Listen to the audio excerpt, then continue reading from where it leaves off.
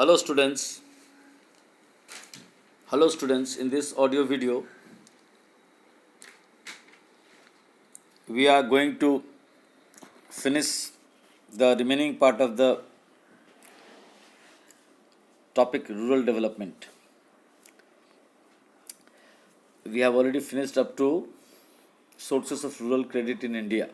देखिए यहाँ आगे क्या लिखा है, एग्रीकल्चरल मार्केटिंग ये क्या होती है? It means all those activities which includes gathering the produce after harvesting, processing the produce, grading the produce according to its quality, packaging the produce according to preferences of buyers, storing the produce for future sale, and selling the produce when price is lucrative. मतलब agriculture marketing एक ऐसी व्यवस्था है जिसमें खेत में जो फसल रेडी हो चुका है, अब कटने के लिए तैयार है, उसको काट करके बाहर इकट्ठा कर मैंने उसको तैयार करके अनाज को उसके स्ट्रॉ से अलग करना, प्रोसेसिंग करना, उसमें धीरे धीरे अगर वो गेहूं है तो उसको आटा में बदलने के लिए या गेहूं इकट्ठा करने के लिए राइस में कन्वर्ट करने के लिए जो प्रोसेस करना पड़ेगा, और ग्रेडिंग मैंने उसको क्वालिटी के हिसाब से अलग अलग, अच्छे क्वालिटी, ख़राब क्वालिटी, मीडियम क्वालिटी के हिसाब से अलग अलग पैकिंग करना, पैकेजिंग द प्रोड्यूस, ठीक सही बात है। और पैकेजिंग करते समय इस बात का ध्यान रखना कि उस पर सूचना प्रदान कर सके कि इसमें क्या प्रोडक्ट है, उसका कोई लास्टिंग पीरियड है, कंजम्पशंस का टाइम पीरियड, कैसे कंजम्पशन करेंगे, वो सब सारा बताते हुए 1 kilo, 5 kilo, 10 kilo, 25 kilo, 50 kilo के बैग में उसको रेडी करके रखना भविष्य में बेचने के लिए, और जब मार्केट में उसका अच्छा प्राइस मिले, आकर्षक मूल्य मिले, तब उसको बेचने के लिए बाजार में निकालना। ये हो गया agriculture marketing. In other words, agricultural marketing covers the services involved in moving an agriculture product from the farm to the consumer. मतलब शॉर्टकट में अगर कहें तो एग्रीकल्चर मार्केटिंग का मतलब होता है कि वो सारी सेवाएं जिसमें खेत में तैयार फसल को वहाँ से निकालकर ग्राहक तक पहुँचाने के प्रक्रिया को एग्रीकल्चर मार्केटिंग कहते हैं। एग्रीकल्चर मार्केटिंग में कुछ दोष हैं। क्या डिफेक्ट्स, कमियां हैं? इनएडिक्वेट वेयर हाउसेस, देश में जितने संग्रहालय चाहिए, वेयर हाउस चाहिए जहाँ पे किसान अपना अनाज इकट्ठा करके रख सके या जो मार्केटिंग के काम में इन्वॉल्व हैं, वो पर्याप्त नहीं है। मल्टीप्लिसिटी ऑफ मिडिलमैन, हाँ बहुत ज़्यादा मिडिलमैन है, इससे इधर से उधर हाथों में जाने के कारण गुड्स का प्राइस अननेसेसरी ज़्यादा हो जाता है।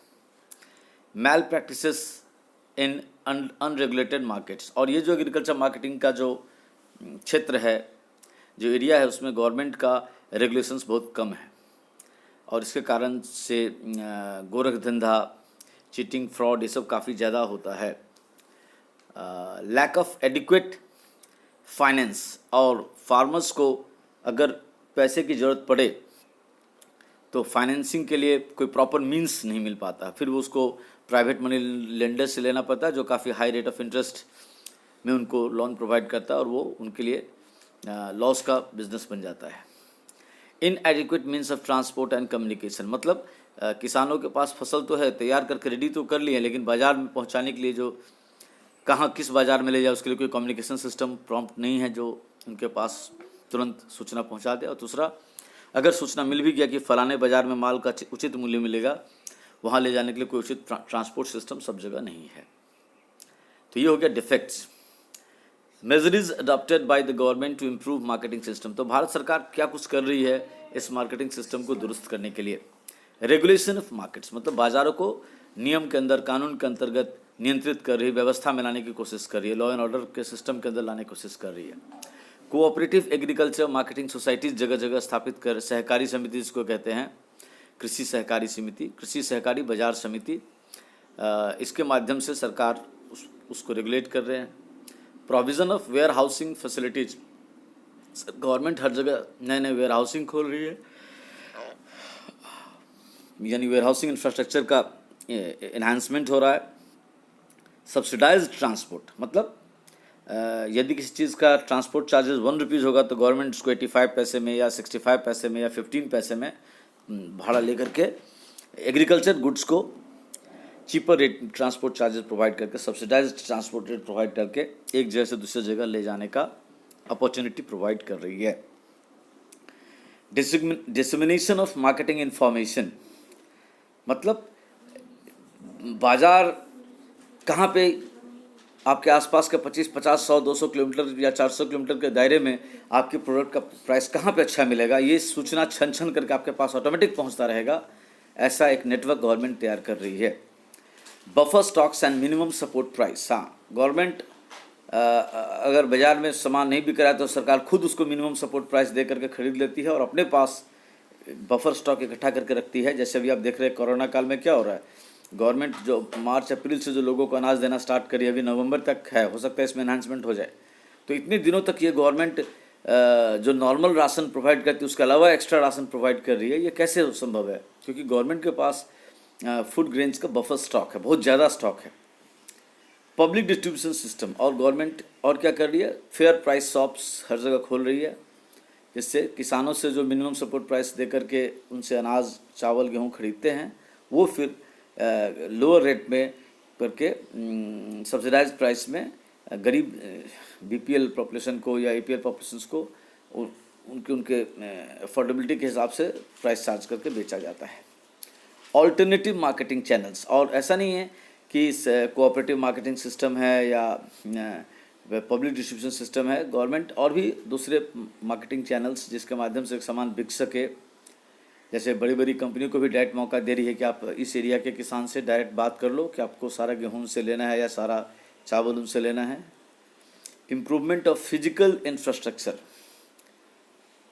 फिजिकल इंफ्रास्ट्रक्चर का मतलब होता है कि खेतों तक बिजली सिस्टम को ठीक करना, ट्रांसपोर्टेशन सिस्टम को ठीक करना, कम्युनिकेशन सिस्टम को दुरुस्त करना, गोडाउन सिस्टम को ठीक करना, बैग जिस बैग में पैक होगा वो अच्छे क्वालिटी का होना। तो ये सब चीज़ों को इम्प्रूवमेंट किया जा रहा है।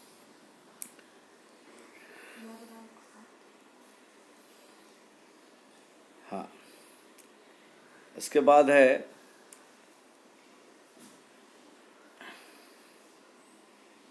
Diversification of in agriculture activities. It has the two aspects, मतलब एग्रीकल्चर एक्टिविटीज़ को बड़ा किया जा रहा है, डाइवर्सिफाई किया जा रहा है।